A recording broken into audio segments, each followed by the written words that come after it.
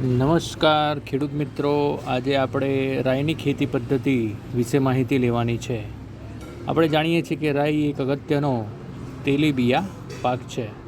તો એમાં આપણે કઈ જાતની પસંદગી કરવી, કેટલા અંતરે વાવવું અને કેટલું ખાતર આપવું એની માહિતી લઈશું. પહેલે છે કે વાવેતર સમય.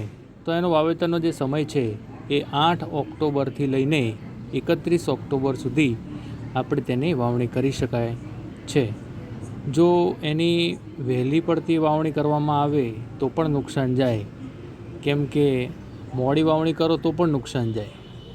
જાતની પસંદગી તો ગુજરાત રાઈ 1 અને ગુજરાત રાઈ 1થી લઈને 7 સુધીની રાઈની જાતો ઉપલબ્ધ છે, જેના પાકવાના દિવસો 110થી 105 સુધી હોય છે. બીજું એમાં બિયારણનો દર. તો બિયારણ એમાં 3.5થી લઈને 4 કિલો 1 હેક્ટરે વાપરવાનું હોય છે, અને એનું જે વાવણીનું અંતર છે એ 45થી 60 સેન્ટીમીટર બે હાર વચ્ચેનું છે, અને બે છોડ વચ્ચેનું 10 સેન્ટીમીટર જેટલું એનું વાવણી અંતર છે.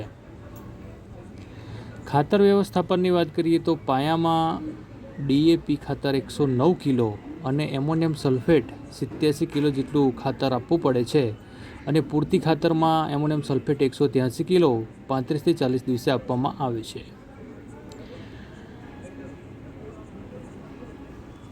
પિયત વ્યવસ્થાપનની વાત કરીએ તો એમાં જે પિયત છે, કુલ 4 પિયતની જરૂરિયાત રહેતી હોય છે, જે 18થી 21 દિવસના અંતરે આપવામાં આવે છે, જેની મુખ્ય ફૂલની અવસ્થા, શીંગો બેસવાની અવસ્થા મુખ્ય છે. નિંદામણ નિયંત્રણની વાત કરીએ તો નિંદામણ નિયંત્રણ માટે પાકને 2 વખત 35થી 30 દિવસના અંતરે આંતરખેડ અને નિંદામણ કરવાનું જરૂરી છે. 2 વખત જ્યારે હાથ નિંદામણને આંતરખેડ કરશો તો મોટાભાગનું નિંદામણ એનું કંટ્રોલમાં થશે.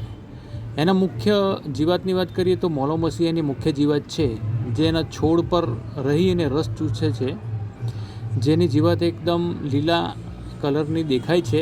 એના કંટ્રોલ માટે ઇમિડાક્લોપ્રિડ અથવા તો થાયોમિથોક્ઝામ જે દવા છે એનો છંટકાવ તમે 10 લીટર પાણીમાં 15 દિવસના અંતરે કરી શકાય છે.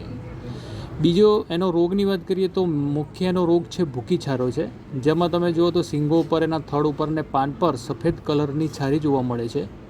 એના કંટ્રોલ કરવા માટે તમારે 300 મેસ ગંધક 20 કિલો પ્રતિ હેક્ટરે આપવા, અથવા તો દ્રાવ્ય ગંધકને તમે 25 ગ્રામ 10 લીટરમાં છાંટી શકો છો.